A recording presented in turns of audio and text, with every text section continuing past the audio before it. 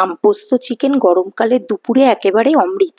চিকেনের সাথে কাঁচা আমের টক আর পোস্তর রাজকীয় স্বাদ একবার খেলে মুখে লেগে থাকবে গ্যারান্টি। ভিডিওটি ভালো লাগলে লাইক এবং সাবস্ক্রাইব করতে ভুলবেন না।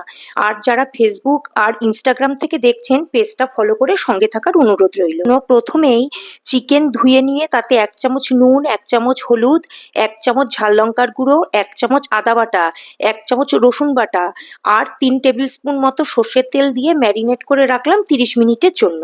এবার কড়াতে 4 টেবিল স্পুন সর্ষের তেল গরম করে তাতে গোটা গরম মশলা আর একটা তেজপাতা ফোড়নে দিয়ে 3টে মিডিয়াম সাইজের পেঁয়াজ কুচি ভাজতে দিলাম। পেঁয়াজ ভাজার সময় 1 চামচ নুন দিয়েছি যাতে পেঁয়াজটা তাড়াতাড়ি নরম হয়ে যায়। পেঁয়াজ ভাজতে ভাজতে মিক্সিং জারে 3 টেবিল স্পুন পোস্ত আর 4টে লাল কাঁচা লঙ্কা আর 2 টেবিল স্পুন গ্রেট করা কাঁচা আম দিয়ে একটা পেস্ট বানিয়ে নিয়েছি। আসলে পোস্তটা কিছুটা বেটে নেওয়ার পর আমটা অ্যাড করেছি, সেই জন্য সেটা আর দেখানো হয়নি। এই সময় ম্যারিনেট করা চিকেন দিয়ে হাই ফ্লেমে কিছুক্ষণ কষাতে হবে।